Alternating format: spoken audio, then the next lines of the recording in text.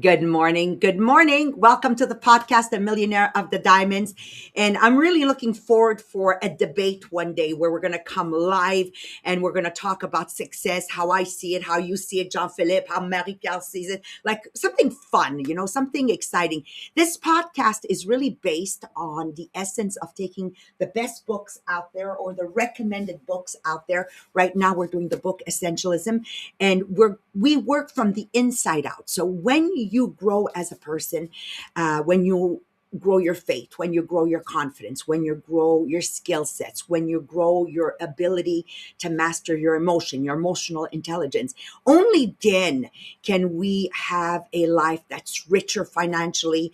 Your relations will be a lot better. The way you just live life is a lot better. So our mission is just very, very clear: level up, develop ourselves as a leader to achieve more. So we'll talk about the conference because it's still time to come. But before we go there, I just want to share with you what to expect today. We're going to talk about editing, about deciding, about cutting out what no longer belongs in our life. Like when I talked about the famous suppers every Saturday night, and when finally I didn't do a supper, my whole family was relieved and not upset. So this episode may challenge you not to add something new, but to finally let go of something. By the way, Jean-Philippe, Marie-Pierre, I think decluttering belongs in here. If you want to master editing your life, begin by decluttering your home. So every time I walk around my home and I open a cupboard or a drawer, like this morning was one of my drawers in my room, and it was empty. I go, how many people have the capacity to have an empty drawer? There's this sickness about wanting to fill everything. So I want to leave you in very good hands now before we dive in with Marie-Pierre, who's going to talk about the sharing, the contest, and the conference and the agenda coming up. So Marie-Pierre, over to you.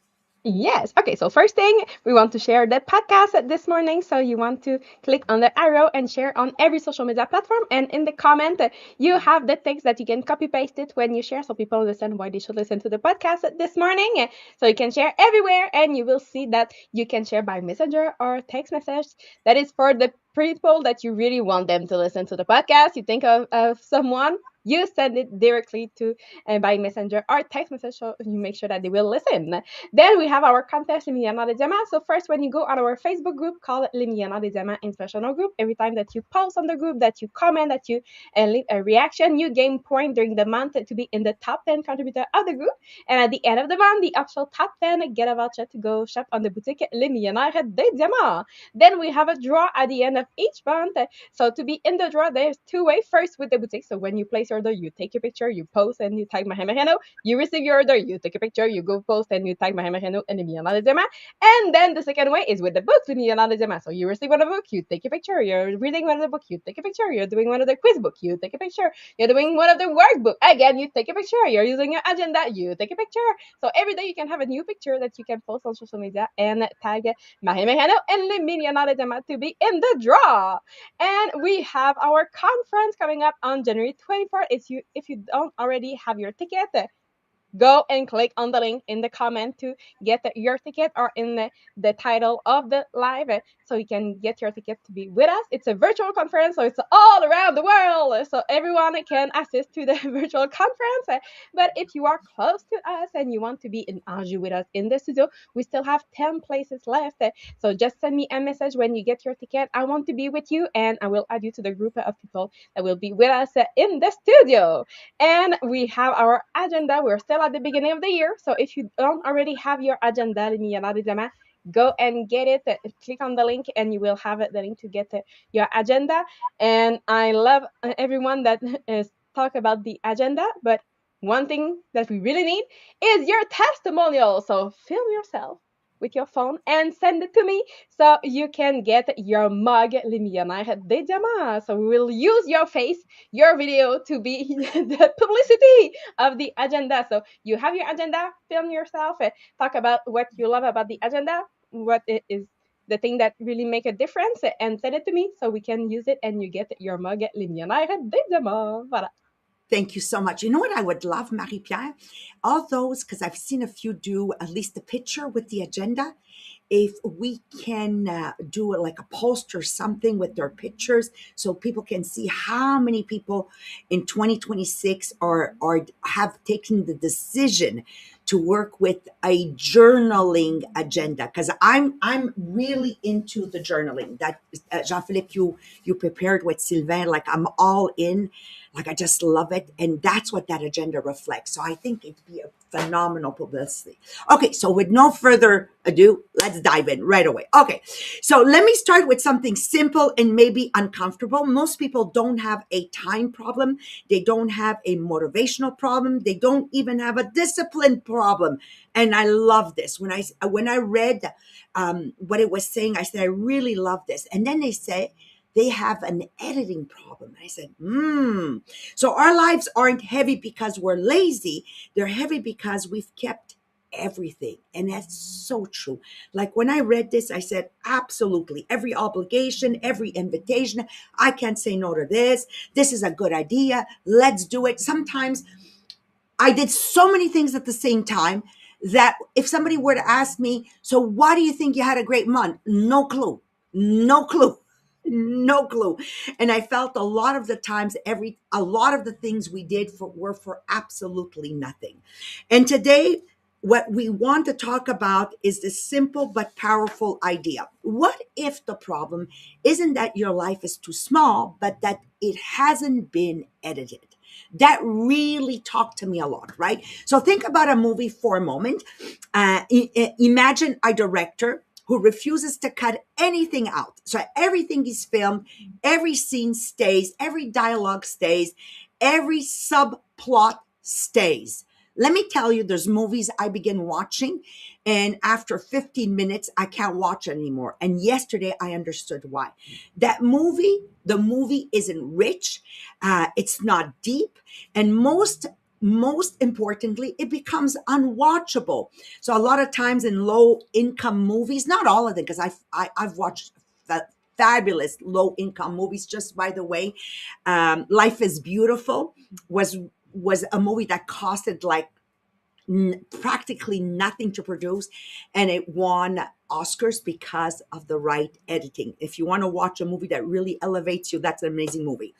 And yet, that's exactly how most of us live our lives. We just keep everything, every scene, every role, every commitment. But here's the truth: a great movie isn't made by filming more, a great movie is made by cutting well.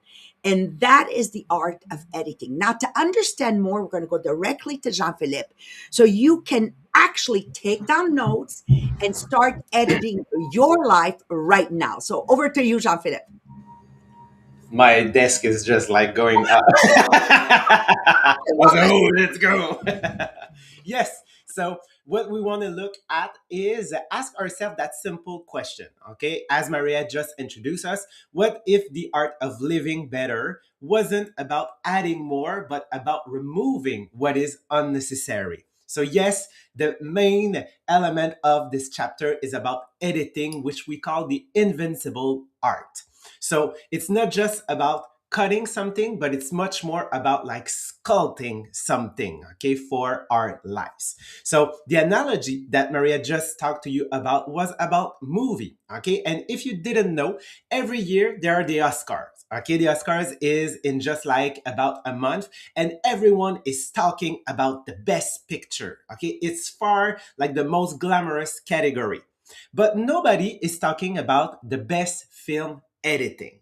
But since 1981, no movie has won Best Picture without winning or being nominated for editing. Why? Because editing is such an important part, but it's invisible. One of the best actually in that field is Michael Kahn. Okay, Michael Kahn has produced so many great movies. If you know Saving Private Ryan or The Schindler List, oh my God. If you never watched that, you need to add that to your list. You're gonna cry like your life for sure.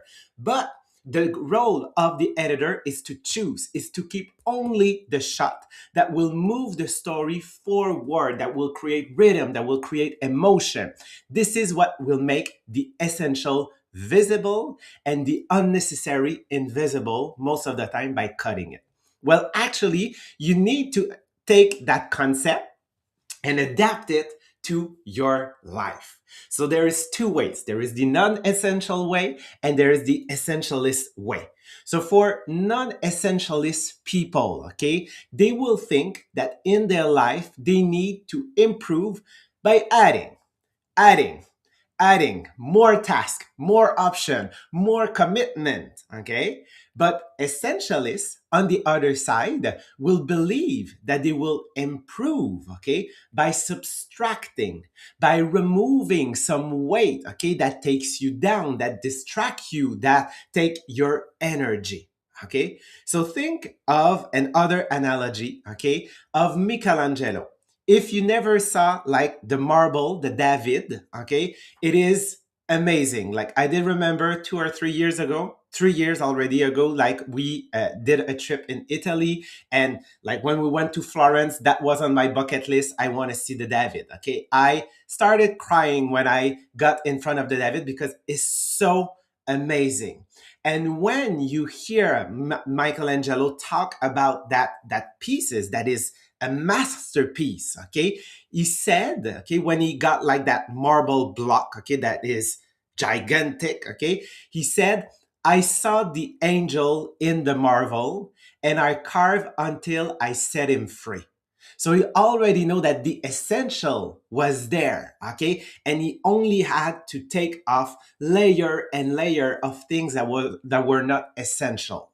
Okay, so that is the way that we need to see our life. Okay, so the idea isn't just artistic, it's about leadership. It's a leadership discipline. And one of the great example that we had in that came from the book that was really interesting was about Jake Dorsey. Jake Dorsey is actually the founder of Twitter, now X, and also Square, that is a payment platform. Okay, he said that he defined himself not as a traditional boss, but as an editor in chief of his company. So every time that he got like hundred of ideas, suggestion, and requests of what the platform should be or what like the payment platform should be, he always asked himself, my job isn't to like refuse everything and to accept all, but is to choose the one or two that truly matters and that will help me, okay, put the energy at the right place and that will actually improve my platform instead of adding layer of dirt. So really think of your life this way. So there is two movement, okay, in the essential editing. The first one is what we call the courage to cut. Okay, and one of the example that I can give you was really interesting is about Stephen King. So if you already saw some Stephen King book, okay, they are bricks, okay, they are so heavy. But when got the time to adapt those books in movie, you cannot take everything.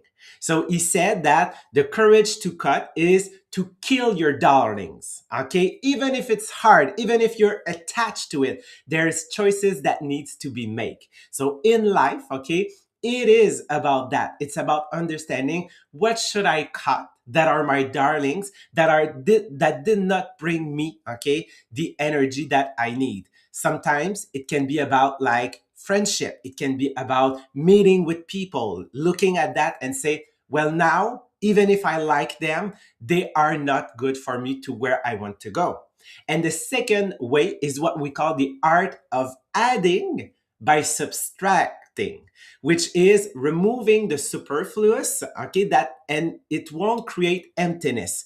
What is happening is when you take off something, okay, don't focus on what you take out, but look at the space that you just created for what really matters. So there's more presence, more place for creativity to create more meaning. So editing isn't about impoverishing, it's about be sure that you have the right focus. Okay? So remember that you need to look at the essential, like the angel in the marble of Michelangelo, okay? Cutting what isn't, even if sometimes it hurts a little bit, to let things shine in your place. So to help you understand if you're able to do that type of cutting in your life and editing, I will let you in the end of Marie-Pierre. Thank you, Jean-Philippe. So yes, we go now with the quiz to help you notice what drains you and what stays out of habit and what you really know what you already know how to remove. So again, when you do those quiz, there's no wrong answer. So the only information that you answer will help you make that one better cut at the end. So the quiz is really about editing and not fixing. So let's see what your result will be. So we'll start with the quiz. So this morning you can answer A, B, C, D, or E. So let's start with question number 1. So when you imagine cutting one thing, what is that first reaction for you? A, guilt. B, fear of disappointing someone. C, uncertainty about what comes next. D, resistance to change. Or E, relief. Question number 2. Which sentence sounds the most like you? A, I don't really have a choice. B, I've always done this. C, I'll deal with it later. D, stopping feels awkward. Or E, I reassess when things feel off. So which sentence sounds like you? Question number 3. When you hear, okay, you need to make that one cut, how do you feel? A, anxious. B, resistant. C, curious. D, overwhelmed. Or E, ready. Question number 4. What is the hardest for you to cut? A, obligation. B, roles. C, habits. D, expectation. Or E, very little. I've practiced letting go for now. And question number 5. If one thing disappeared this week, one thing, what would improve first for you? A, your time. B, your peace. C, your focus. D, your energy. Or E, not applicable. I already protect these. So did you get mostly A's, mostly B's, mostly C's, mostly D's, or mostly E's? Or maybe a mix of everything. It's okay too. So you will see with the result. So if you have mostly A, you are the responsibility overload. So you are carrying what should not be carried alone. So you have a strong sense of duty. You show up. You don't abandon people or commitment easily. But somewhere along the way, responsibility turned into self-sacrifice. So you confuse being reliable with being available. So you take on an emotional or practical way because someone has to do it, and you often put your needs last, then you feel drained or resentful. So it costs you your energy, and you have that quiet frustration. So you want to ask yourself, okay, if I stop carrying this, who would actually have to grow? And that is leadership, when you can have someone growing to take to help you with those tasks. Now, if you have mostly B, it's the loyalty to the past. So you are faithful even to things that no longer fit. So you honor commitment deeply, you value consistency and integrity, but loyalty has quietly become attachment. So you stay because you once said yes, or you keep going because stopping feels like failure, or you protect past decision instead of future alignment. So this will cost you those missed opportunities, and you stagnated. So you want to ask yourself, okay, if this started today, would I choose it again? So now you know if you cut it. And now, if you have mostly C, you are the mental overload. So your biggest drain is not time, it's complexity. So you are thinking constantly, managing options, holding too many open loops, and your life feels crowded, not necessarily busy. So you have too many tabs open in your mind, just like on your computer. Too many decisions left unresolved. Too many, oh, I'll deal with that later. So it will cost you your focus, your creativity, and your inner calm. So you want to ask yourself, okay, what would improve immediately if this disappear from my mind? And then you will have the different way to help you. Now, if you have mostly these, you are the decision avoidance. So you already know something is off, but you haven't closed the loop yet. So you feel the discomfort, you sense the misalignment, but you hesitate to make it official. So what is really happening for you is that you wait for certainty instead of choosing with clarity. So you delay because decisions feel uncomfortable, or you hope that things will resolve themselves. So will this will cost you stress and emotional fatigue. So you want to ask yourself now, what decision would give me immediate relief if I made it today? And now, if you have mostly E, you are the skill editor. So you already live with intention. And now it's about that refinement. So you know how to cut, you know how to reassess, you don't cling unnecessarily. But the next step is to make sure that you have that faster recognition, shorter tolerance, and to ask yourself, what am I keeping simply because it hasn't become heavy yet? So, three actionable steps that you can practice to really let go. Number one, that cutting early will prevent resentment later.